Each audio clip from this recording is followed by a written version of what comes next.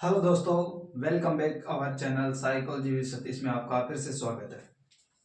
हमने पिछली क्लास में साइकोलॉजी की अध्ययन विधियां पढ़ ली थी, यानी कि मनोविज्ञान की अध्ययन विधियां हमने पढ़ ली थी।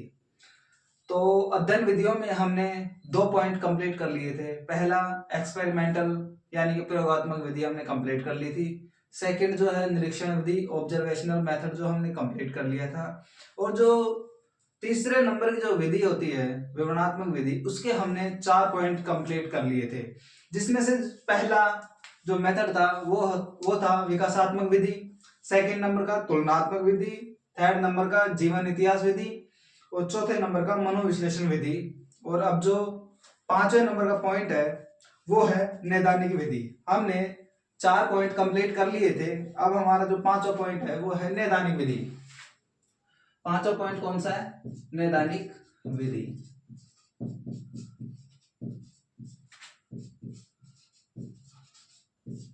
इसे हम इंग्लिश में बोल सकते हैं डायग्नोस्टिक मेथड।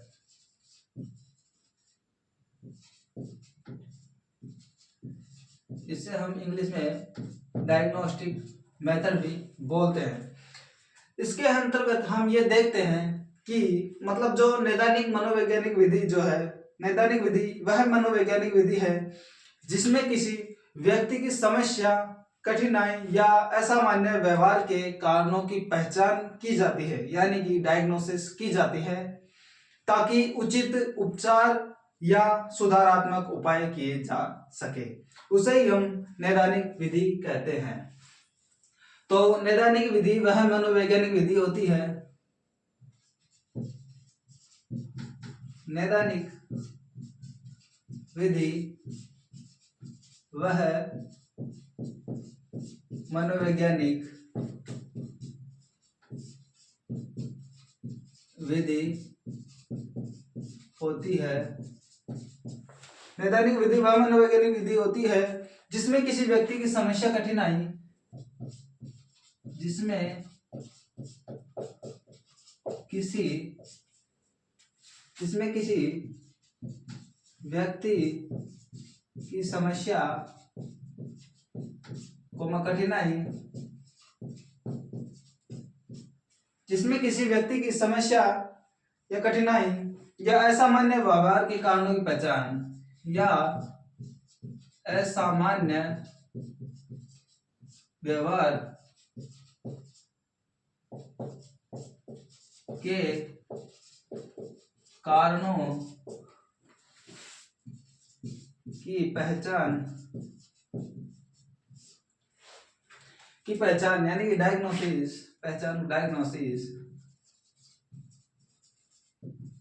पहचान की जाती है ताकि उचित उपचार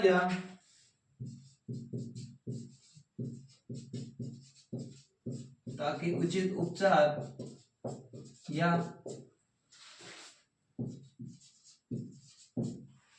सुधारात्मक उपाय किए जा सके।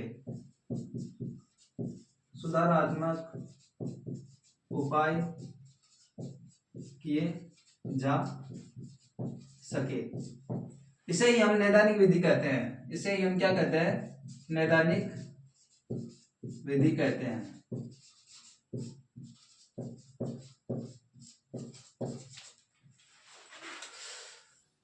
इसमें क्या होता है कि किसी व्यक्ति की समस्या, कठिनाई या असामान्य व्यवहार के कारणों का पता लगाया जाता है कि वह एबनॉर्मल बिहेवियर क्यों कर रहा है, किन किन कारणों की वजह से कर रहा है, वह क्या क्या कारण हो सकते हैं, उनकी पहचान की जाती है इसके अंदर, ताकि उचित उपचार हो सके और सुधारात्मक उपाय किए जा सके उसका डायग्नोसिस करने के लिए।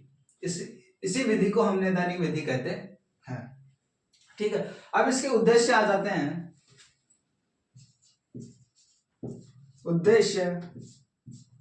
उद्देश्य में हमारा पहला पॉइंट है समस्या का सही कारण पता लगाना। समस्या का सही कारण पता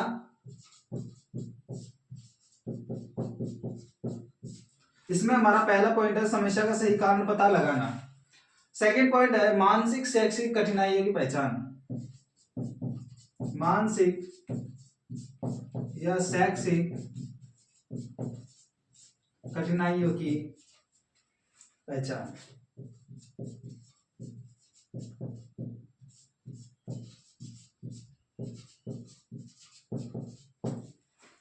इसमें थर्ड नंबर का आता है उपयुक्त उपचार या मार्गदर्शन देना। उपयुक्त उपचार या मार्गदर्शन देना। उचित उपचार या मार्गदर्शन देना।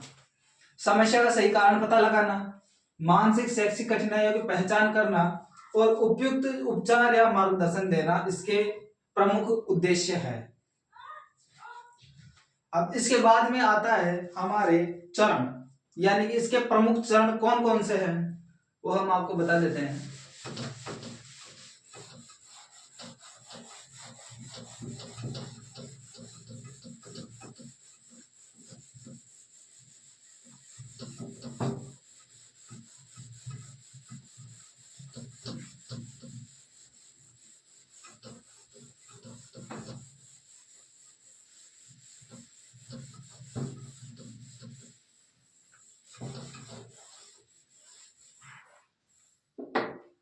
इसके प्रमुख चरण है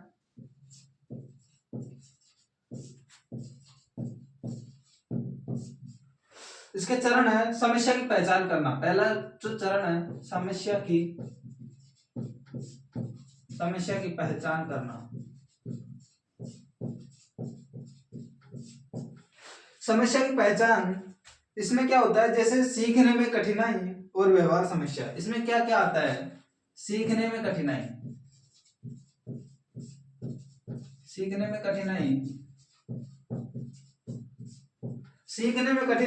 तथा व्यवहार समस्या।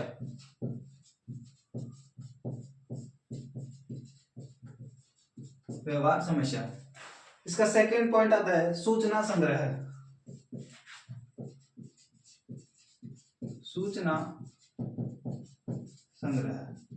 इसके अंतर्गत क्या आता है, साक्षात्कार, अवलोकन, प्रश्नावली,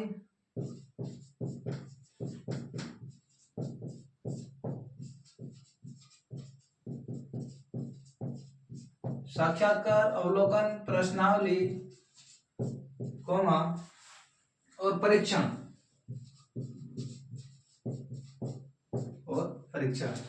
थर्ड नंबर का आता है इसके अंतर्गत विश्लेषण, प्राप्त जानकारी का अध्ययन।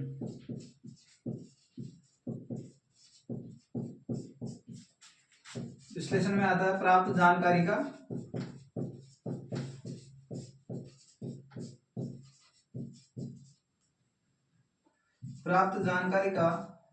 अध्ययन। 4 पॉइंट इसमें आता है निदान, डायग्नोसिस। निदान के अंतर्गत आता है समस्या के वास्तविक कारण का पता का निदान। समस्या के वास्तविक कारण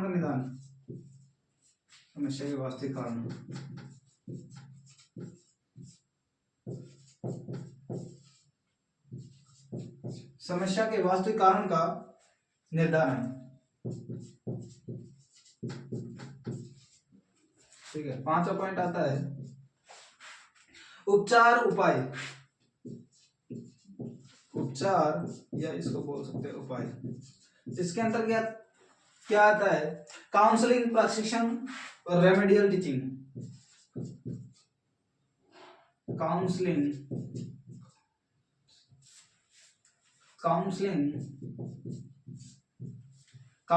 प्रशिक्षण और रेमेडियल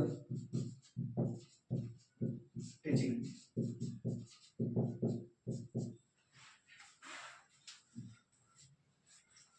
इसके जो प्रमुख चरण है इसमें क्या क्या आता है कि समस्या की पहचान करना, यानी कि सीखने में कोई कठिनाई आ रही है तो उसकी पहचान करना, और व्यवहार समस्या यानी कि वह लोगों से व्यवहार करने में मतलब दिक्कत पैदा कर रहा है उसके, यानी कि वह एबनॉर्मल व्यवहार कर रहा है लोगों से, तो उसके व्यवहार में ये समस्या क्यों आ रही है उसका पहचान डायग्नोस्टिक विधि के अंतर्गत किया जाता है। दूसरा है सूचना संग्रह, यानी कि साक्षात्कार। सूचना संग्रह यानी कि इंफॉर्मेशन जो है कैसे कलेक्ट की जाती है, साक्षात्कार यानी कि इंटरव्यू के माध्यम से, अवलोकन यानी एनालिसिस करके, प्रश्नावली यानी क्वेश्चनरीज क्वेश्चन करके, और परीक्षण जो होता है परीक्षण के माध्यम से, ठीक है। थर्ड पॉइंट आता है विश्लेषण यानी कि प्राप्त जानकारी का अध्ययन, किसी से प्राप्त जानकारी है उसका अध्ययन करना। विश्लेषण के अंतर्गत आता है निदान, निदान यानी डायग्नोस्टिक, समस्या के वास्तविक कारण का निर्धारण पता करना। उपचार और उपाय यानी कि इसमें काउंसलिंग, प्रशिक्षण और रेमेडियल टीचिंग आती है, ठीक है। अब इसके बाद में इसका उदाहरण है, ये प्रमुख चरण कंप्लीट है।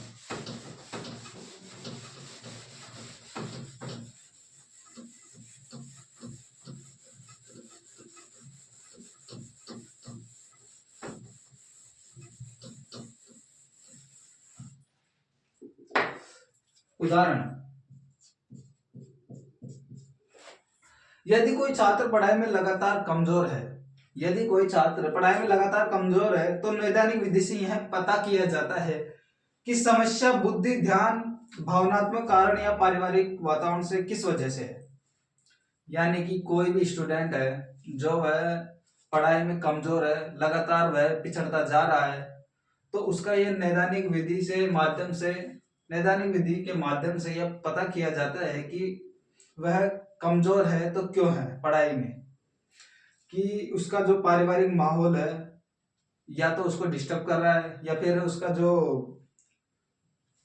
वातावरण है कि वह किस वातावरण के अंतर्गत, या फिर वो गलत कामों में लग जाता है, जैसे दोस्तों के साथ उठना बैठना, गलत दोस्तों के साथ उसका व्यवहार जो है, गलत लोगों के साथ उसका व्यवहार गलत होता है।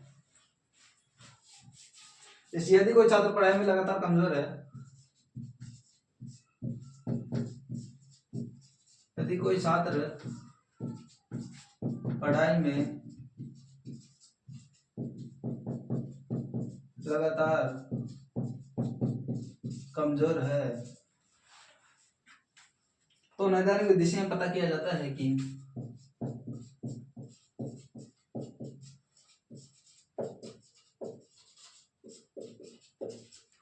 तो नैदानिक विधि से यह पता किया जाता है कि तो नैदानिक विधि से पता किया जाता है कि समस्या बुद्धि, ध्यान, समस्या बुद्धि, ध्यान, भावनात्मक कारण या पारिवारिक वातावरण, भावनात्मक कारण या पारिवारिक वातावरण, पारिवारिक वातावरण में से किस वजह से है।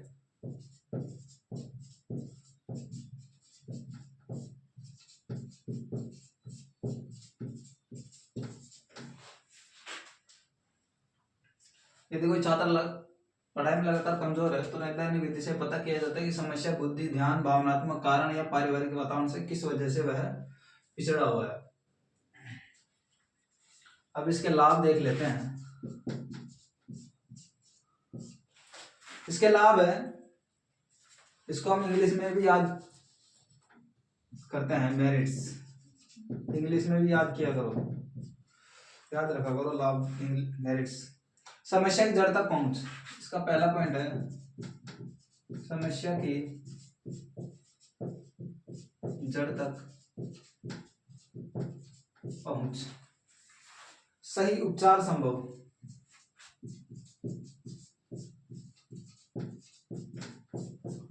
सेकंड पॉइंट सही उपचार संभव। थर्ड पॉइंट आता है व्यक्तिगत सहायता मिलती है इसमें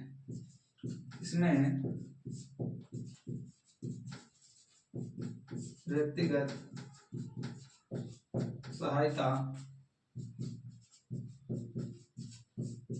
इसमें व्यक्तिगत सहायता मिलती है, ठीक है। और अब जो इसकी हानि है यानी कि डिमेरिट्स,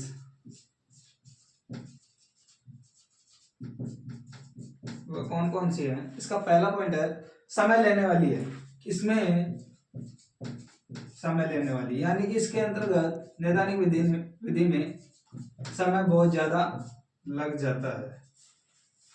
सेकंड पॉइंट, विशेषज्ञ की आवश्यकता पड़ती है इसमें,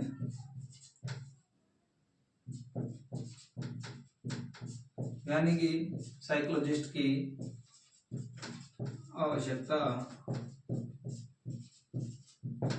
पड़ती है। इसमें थर्ड पॉइंट आता है, सभी समस्याओं पर समान रूप से लागू नहीं होती। सभी समस्याओं पर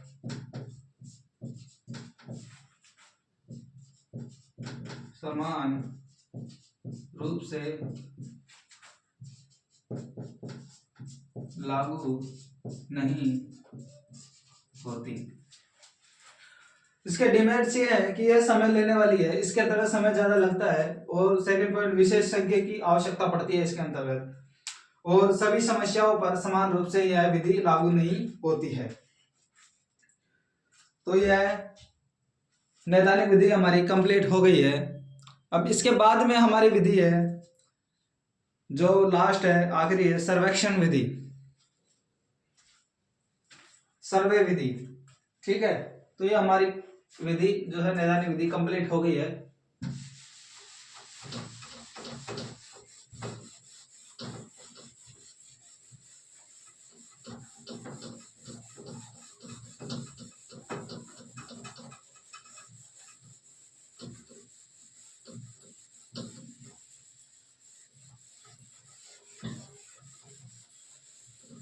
साइकोलॉजी एक बहुत ही अच्छा सब्जेक्ट है, इसको पढ़ा करो, इससे हमारा जो IQ लेवल है वो बढ़ता है, लोगों को समझने की क्षमता विकसित होती है इसके अंदर। अब जो हमारा लास्ट पॉइंट है, सर्वेक्षण विधि। सर्वेक्षण विधि, इसको हम इंग्लिश में बोलते हैं सर्वे मेथड। इसको हम इंग्लिश में बोलते हैं सर्वे मेथड। तो सर्वेक्षण विधि वह मनोवैज्ञानिक विधि या सामाजिक शोध विधि होती है जिसमें अधिक संख्या में व्यक्तियों से किसी विषय, समस्या, विचार या व्यवहार के बारे में सूचनाएं एकत्र की जाती है। ठीक है, इसमें प्रश्नावली, साक्षात्कार, अनुसूची आदि का उपयोग किया जाता है। तो देख लेते हैं इसको। सर्वेक्षण विधि वह मनोवैज्ञानिक सर्वेक्षण विधि वह मनोवैज्ञानिक एवं सामाजिक शोध विधि है, एवं सामाजिक शोध विधि है जिसमें अधिक संख्या में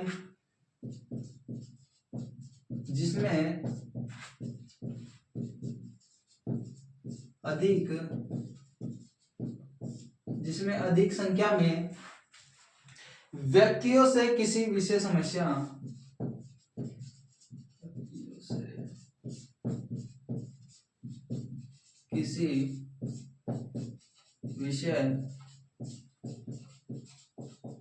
समस्या,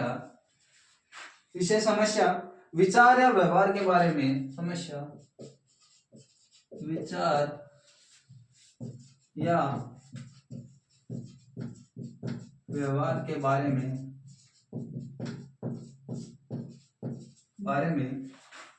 सूचनाएं एकत्र की जाती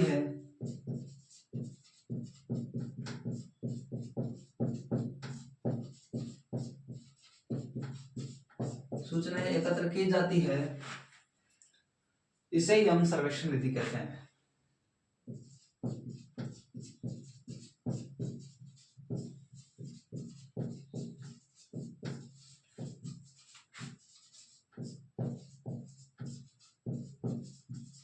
इसे हम क्या कहते हैं, सर्वेक्षण विधि। इसमें क्या होता है कि इसमें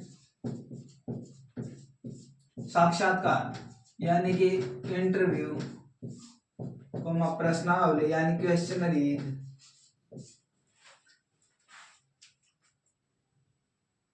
अनुसूची आदि का उपयोग किया जाता है तथा अनुसूची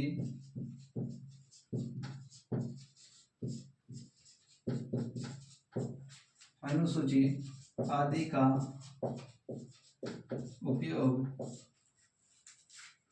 उपयोग किया जाता है। देखो, सर्वेक्षण विधि वह मनोवैज्ञानिक विधि एवं इसको सामाजिक शोध विधि भी कहा जाता है, क्योंकि मतलब इसमें अधिक संख्या में व्यक्तियों से किसी विषय, समस्या, विचार या व्यवहार के बारे में सूचनाएं एकत्र की जाती है। इसमें बड़े लेवल पर मतलब अधिक संख्या में यानी बड़े लेवल पर किसी विषय, समस्या पर विचार किया जाता है या व्यवहार के बारे में सूचनाएं एकत्र की जाती है। इसे ही हम सर्वेक्षण विधि कहते हैं। सर्वे करते हैं, जैसे यानी कि जनसंख्या गिनती, जनसंख्या वो करते हैं ना, अपन जनसंख्या सर्वे करते हैं कि भारत की पॉपुलेशन कितनी है, ये एक सर्वे हो गया। तो बड़े लेवल पर ये सर्वे किया जाता है। तो यह सर्वेक्षण विधि जो है बड़े लेवल पर होने वाली विधि है, ठीक है। इसमें हम साक्षात्कार, प्रश्नावली तथा अनुसूची आदि का उपयोग किया जाता है। जैसे हम घर घर जाकर के ये पूछते हैं, जनसंख्या जब काउंटिंग की जाती है भारत की पॉपुलेशन, तो हम घर घर जाकर ये पूछते हैं कि आपके परिवार में से कितने सदस्य हैं, आपके परिवार में कितने सदस्य नहीं रहे, कितने की डेथ हो गई, कितने बहन है, कितने भाई है, दादा दादी, माता पिता, ठीक है। इन सब चीजों के बारे में मतलब जब वो पूछता है तो हम उनको बताते हैं, जनसंख्या काउंटिंग करने वाले आते हैं तब, ठीक। सर्वेक्षण विधि हो गई। अब इसके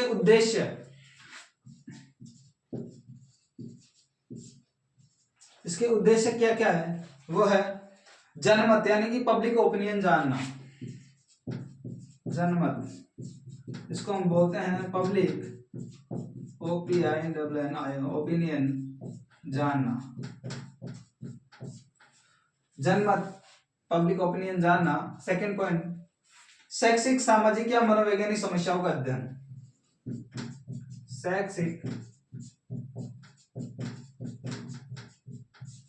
सामाजिक या मनोवैज्ञानिक समस्याओं का अध्ययन या मनोवैज्ञानिक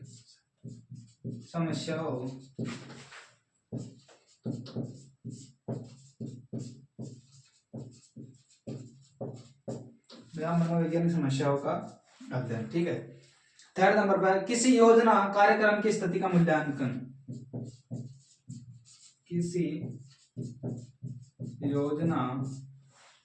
किसी योजना, कार्यक्रम की स्थिति का मूल्यांकन। कार्यक्रम की स्थिति का मूल्यांकन। जनमत संग्रह, जनमत यानी कि पब्लिक ओपिनियन जानना। इसके उद्देश्य है शैक्षिक, सामाजिक या मनोवैज्ञानिक समस्याओं का अध्ययन। थर्ड पॉइंट, किसी योजना या कार्यक्रम की स्थिति का मूल्यांकन करना, यह इसके उद्देश्य है। अब इसके बाद में आता है मुख्य साधन।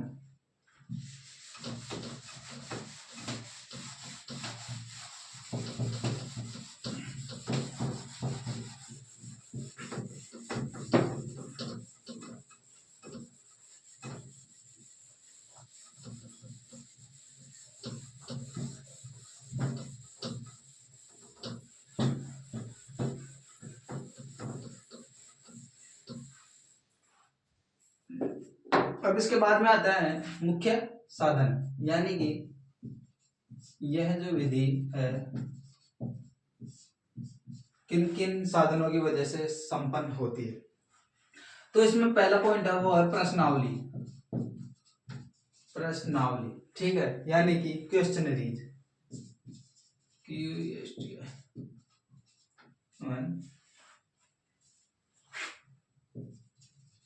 क्वेश्चनरी यानी कि प्रश्नों के माध्यम से। यह मतलब इस विधि में हम प्रश्न करते हैं। साक्षात्कार, इंटरव्यू प्रतिनिधि, ठीक है। थर्ड नंबर पे अनुसूची,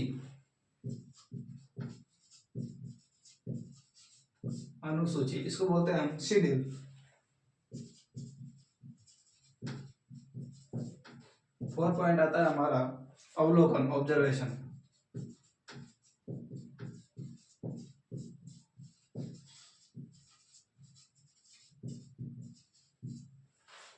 हमारा फोर्थ पॉइंट आता है अवलोकन। तो ये हमारे मुख्य साधन में चार होते हैं, यानी कि प्रश्नावली, यानी कि प्रश्न करके हम जान सकते हैं। साक्षात्कार यानी कि इंटरव्यू के माध्यम से जान सकते हैं। अनुसूची शेड्यूल के माध्यम से, और अवलोकन यानी कि ऑब्जर्वेशन करके किसी भी व्यक्ति को देख करके उसका पता लगाना उसके बारे में, ठीक है। सर्वेक्षण विधि के अंतर्गत आता है। अब इसमें आती है प्रक्रिया, ये मुख्य साधन हो गया। अब इसमें आती है प्रक्रिया, है प्रोसेस क्या क्या होती है इसके अंदर, स्टेप्स, ठीक है। स्टेप्स क्या क्या है? पहला स्टेप है समस्या का चयन, समस्या का चयन, ठीक है। सेकंड आता है उद्देश्य निर्धारण, उद्देश्य निर्धारण। थर्ड पॉइंट आता है नमूना चयन, नमूना चयन, सैंपल सिलेक्शन, ठीक है। इसके बाद में आता है प्रश्नावली अनुसूची निर्माण।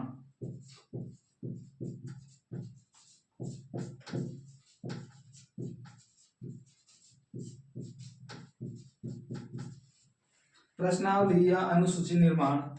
इसके बाद में आता है डेटा संग्रह, यानी कि डेटा कलेक्ट किया जाता है इसमें। डेटा का विश्लेषण,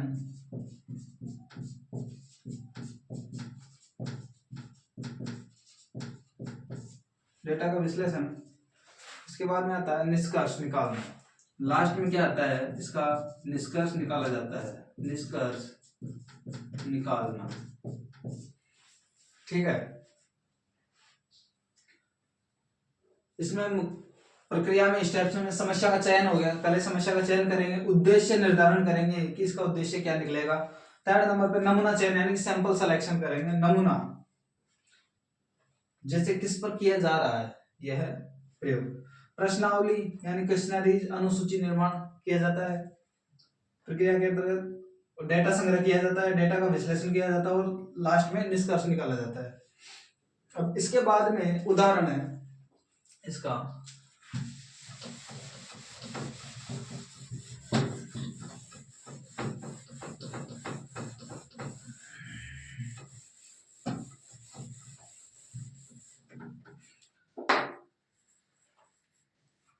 इसका उदाहरण है, इसका उदाहरण ये देख सकते हैं हम कि यदि इसका उदाहरण जानना है तो हम, यानी कि छात्रों में परीक्षा का तनाव कितना है। यदि यह जानना हो कि छात्रों में परीक्षा का तनाव कितना है तो कई छात्रों से प्रश्नावली भरवाकर जान ली जाती है। यह सर्वेक्षण विधि का उदाहरण है। उदाहरण, यदि यह जानना हो कि, यदि यह जानना हो कि, यदि यह जानना हो कि छात्रों में परीक्षा तनाव, छात्रों में परीक्षा, छात्रों में परीक्षा तनाव कितना है, छात्रों में परीक्षा तनाव कितना है, तो कई छात्रों से प्रश्नावली भरवा कर,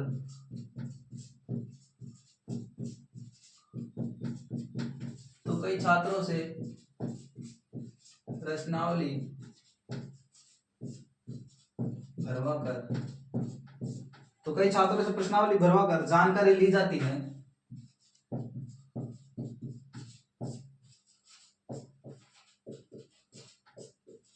जानकारी ली जाती है, यह सर्वेक्षण विधि का, यह सर्वेक्षण विधि का, ये सर्वेक्षण विधि का क्या है, उदाहरण है। यदि यह जानना हो कि छात्रों में परीक्षा का तनाव कितना है तो कई छात्रों से प्रश्नावली भरवाकर यह जानकारी एकत्र की जाती है, जानकारी ली जाती है। तो इस विधि के माध्यम से हमें छात्रों में परीक्षा का तनाव कितना है यह हमें पता चल जाएगा प्रश्नावली भरवाने के बाद में। तो यह सर्वेक्षण विधि का उदाहरण हो गया। अब आते हैं इसके बाद में लाभ, लाभ यानी मेरिट्स। इसके लाभ, कम समय में अधिक जानकारी। सर्वेक्षण विधि में कम समय में अधिक जानकारी, कम समय में अधिक जानकारी एकत्र करना, ठीक है। और बड़े समूह पर लागू,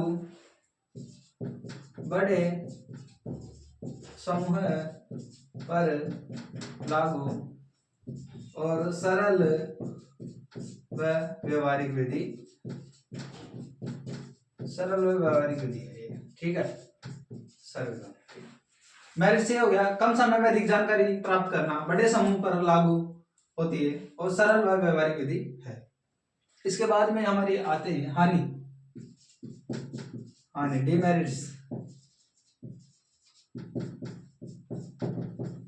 डिमेरिट्स, उत्तर हमेशा सत्य नहीं होते इसमें उत्तर हमेशा सत्य नहीं होते। दूसरा पॉइंट गहराई की कमी,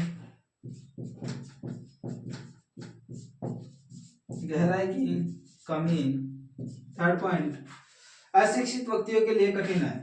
यह विधि जो है अशिक्षित यानी कि जो पढ़े लिखे हुए लोग नहीं है उनके लिए, अशिक्षित व्यक्तियों के लिए कठिन है।